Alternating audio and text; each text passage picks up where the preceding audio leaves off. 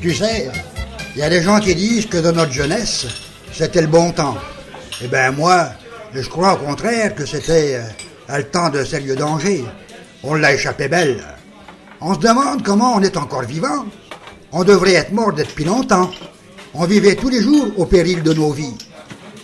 Je me rappelle, chaque matin, notre mère, elle nous faisait manger des œufs pondus par les poules de la ferme. Et on buvait aussi du lait venant directement de l'étable. Non mais, tu te rends compte?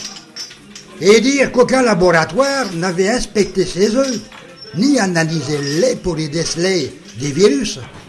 Et c'est terrible, ça. Les poules mangeaient tout ce qui leur tombait sous la dent. Tout ça, sans la moindre inspection.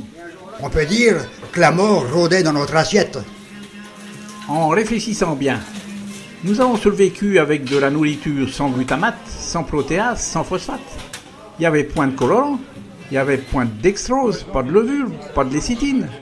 Il n'y avait même pas de vitamines ajoutées, dis donc, ni d'agents de conservation. Mais on aurait pu tomber malade sans tout ça et même mourir.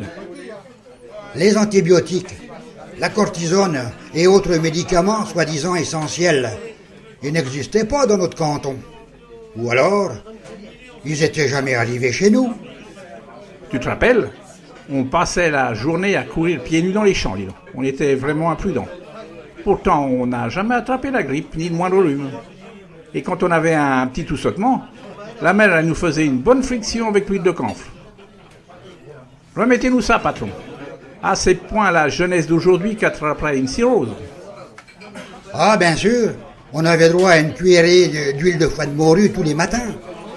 J'ai encore le goût dans la bouche. Tiens, prends un coup de rouge pour faire passer ce mauvais souvenir. Ah, bon sang que c'était mauvais. J'habitais dans une maison de campagne loin du village sans électricité.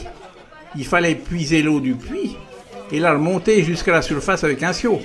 Eh ben dis donc, cette eau, elle n'a jamais été analysée. On la faisait même pas bouillir, dis donc, pour la boire. Et tu te rappelles les terribles senteurs du fumier dans les champs et celles du purin dans les labours, au crottin de cheval, partout sous les routes. On en a quand même survécu. Je me rappelle, le grand-père, il nous laissait jouer dans son atelier. Oh là là, ça c'était du bonheur. Il y avait tellement de choses à découvrir.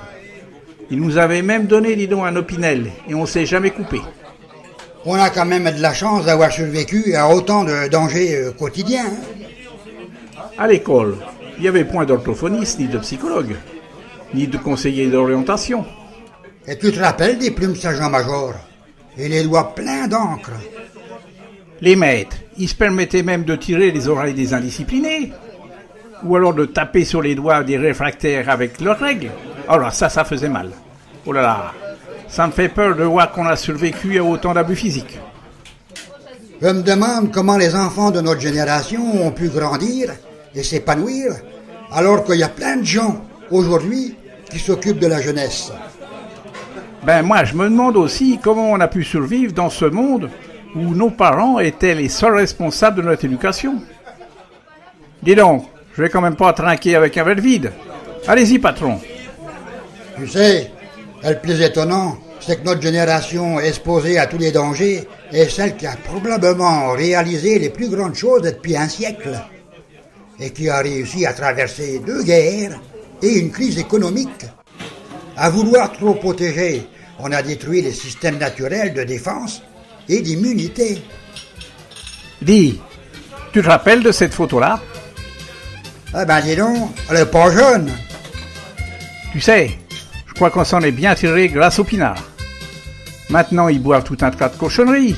C'est du coca ou, comment ils disent, du Red Bull. Encore un coup de la mondialisation. C'est bien ça qui fout tout notre pays en l'air. Allez à la tienne. Ça vaut le coup d'arroser ça, puisqu'on est toujours en vie.